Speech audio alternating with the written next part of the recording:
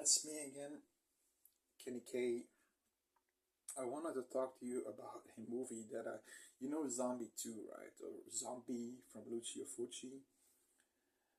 I had this m- period, this moment in my life. I was really watching zombie movies. I wanted to see every zombie movie until The Walking Dead came. Then I was completely hooked on that. And zombie movies were, you know. Um, But I saw this one, which was called actually Zombie 3 Night of Terror, also called Burial Ground Night of Terror, or in Italian El Noti del Terrore from 1981. So I thought this is a sequel. Oh man, am I wrong? Now, Zombie Lucio Fucci Zombie 2 had sequels. Last year I bought a DVD, Zombie 5. I thought, what? So there's a Zombie 3, there's a Zombie 4, there's a Zombie 5. I never seen those ones. Like I said, I got hooked on The Walking Dead, so I never went back again. Now I'm interested in seeing those ones, but I thought this one was an official Lucio Fucci movie. No, it's some kind. Apparently, there were two directors involved. One, and somebody mentioned something about Lucio Fucci being in the project. Benedini was angry and just ran off the set, and another person came in, Andrea Bacci or something, and made the rest of the movie. This movie is it has so many problems. So it starts off, I mean, with a big castle, and a big yard, and in his yard, this professor has a dungeon. Now, he learned about the spider, which was a real human. You can look it up. A real prophet that said that the Hiroshima bomb will fall. This was all before that, okay? So that he said that the Chernobyl accident will happen, and in real detail how the AIDS epidemic in the 80s, with Freddie Mercury in that time when everybody had AIDS, would happen. So this was a real person, okay? But in this movie, he also predicted the Night of Terror, which is bullshit. And he goes to this dungeon, he opens this wall, and lo and behold, the zombies are coming out of the ground in togas, looking a little bit like the zombies in Zombies Lucio Fucci zombies, so the ones that are at the Spanish Inquistador graves, the ones with almost decayed maggots on them. He gets his throat ripped out. Now he apparently invited a few people, three couples, six people, or seven people with a kid included. He has a maid and one butler, so you've got about 9 people. Okay, so I don't remember their names. I have seen this movie years ago, but I still know, and it's imprinted in my brain. So there's this one couple, is a mom and dad couple with the kid, and they find some, and they have this ugly, but really ugly, ugly looking kid. He's all with big eyes like this, and giant head and small body. And I thought, oh, this is some ugly, a little chimpanzee kid, a little chimp. It's so ugly. So, and he talked like this. Oh yes. And okay, so the couple finds a box of sex toys, as in things like, whips and shit like that. The professor was apparently into that shit. And why not? Let's have some fun. So the mom puts on some lingerie where the boobs are hanging out, and the kid comes in the room and he's like, and the mom is standing there, her hands on her hips, shaking her boobs. waiting and waiting, and he's, Mother? And she says, get out of here now. And he goes out. Okay, Mama. He goes out. Okay, so then the dad of his dad has a gun with him, and he's having some target practice. And the fucking professor's lab with all the relics, he's shooting at the fucking relics. And then the kid finds this old slab, this with something written on it. And he says, Mother, it smells like death. And then he lets it, it falls on the ground and it disappears. The movie had so many problems, so many issues, so many things you couldn't explain. Like, the zombies eventually, they go to the mansion. They can use weapons. They even make a fucking ram to break down the door. These zombies were so fake looking that you could see through the makeup, the person's face. There was even a zombie with a Boris Karloff mask on, but they put some paint on it and a wig. And there you go, zombie. When they shot the zombies with a shotgun from above, downstairs, you could see it was a puppet. They did it like 2-3 times.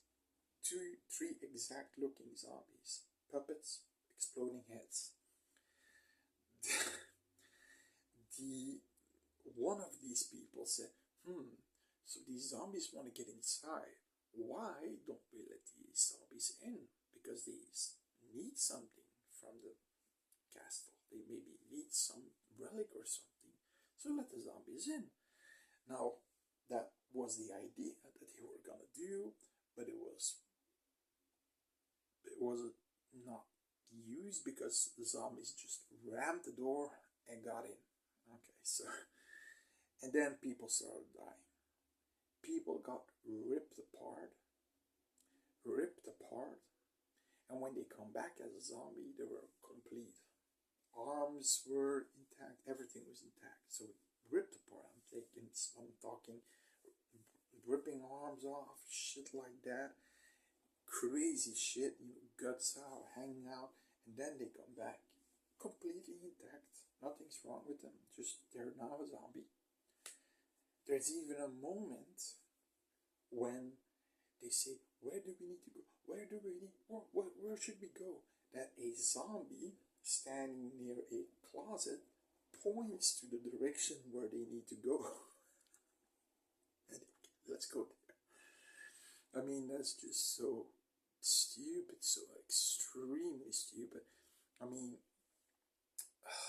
the dad, of course, from the wicked-looking boy gets killed, and the mom tries to comfort him. She's rubbing his head, and then he goes like, with his hand, he touches her boobs, so rips out her breast and starts kissing it like, oh, Mom, oh, this sounds so good. Oh, this fun. I mean, this tastes so good. He wanted to fuck his mom right there and then, and she lets him do it for like 30 seconds at least, and then she pulls him off, slaps him, and he runs off. He gets bitten by a zombie. We see his body laying on the ground. The zombie has the arm supposedly ripped off, but you see the kid laying there with his two arms intact. And then they put the kid in the bathtub for some reason, with his eyes wide open and his mouth wide open. Then they go back and look at the kid to inspect it, see if he still could be saved or something. And his eyes are shut, his mouth is closed. So many errors, and then this fucked up kid starting to grope his mom, and she's letting him do it, an incestuous kid, basically. And that wasn't a kid. it's a dwarf. So I'm not talking badly about dwarf people, but this was a dwarf. They didn't want to have a kid because it was too brutal. A dwarf, 30 fucking 6 years old, playing a 12-year-old boy. He has a surname, another name, Peter Bark. He's now at all these horror conventions in Europe and things like Italian horror conventions. He's always there signing shit, but he looked freaky, weird, and incestuous, creepy, and that's not the end of it. So at some point, I mean,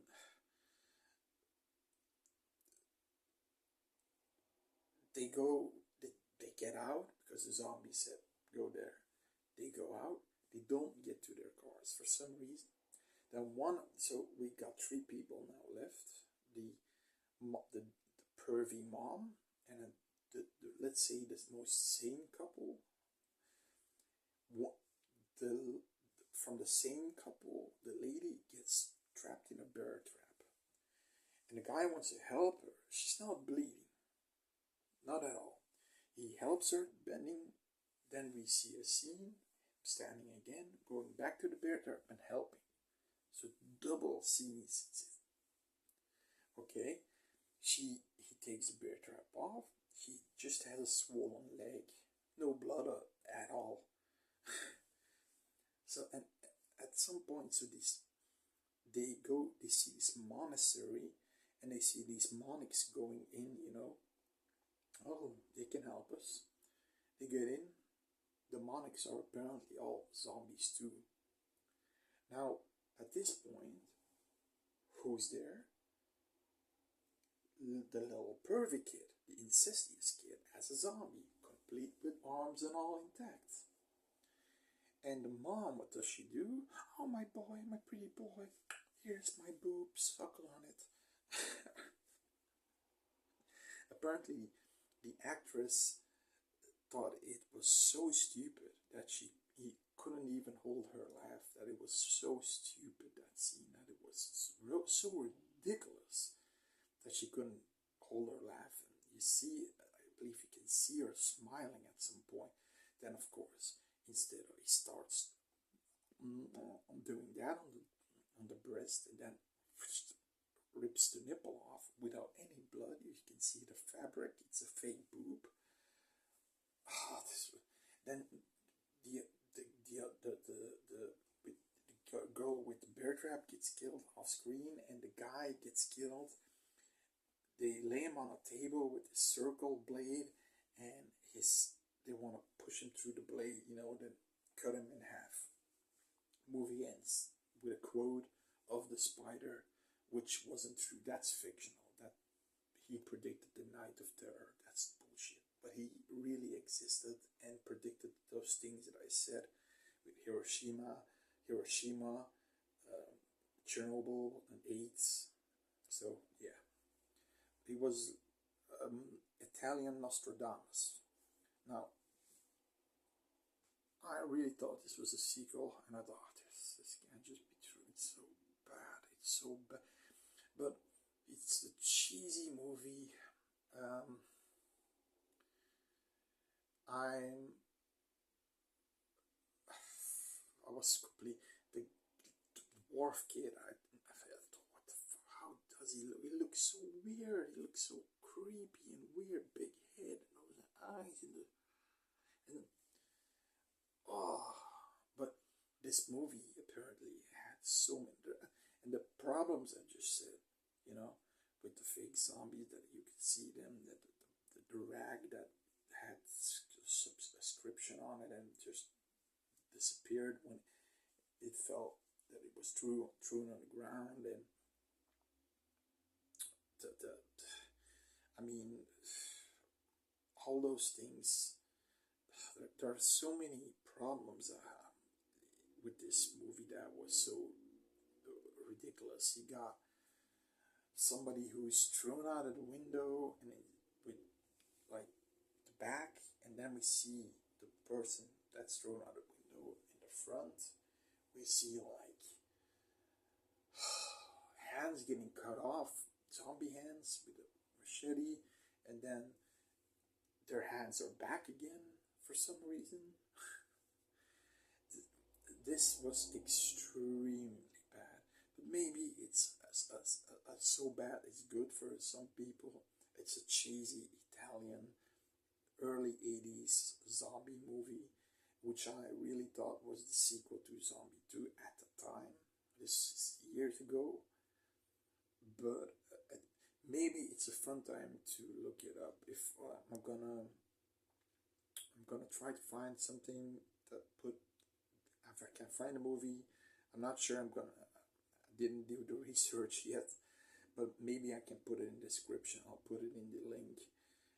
If I find it, a link of the movie, and you can watch it if you want to. It may be a fun time, but be advised, you're gonna see incestuous kids, an incestuous kid with incestuous parents, and all that creepy shit with a kid that's apparently a dwarf that's 36 years old. So okay. So there you got it. Night of Terror, Zombie 3. Enjoy. See you next time.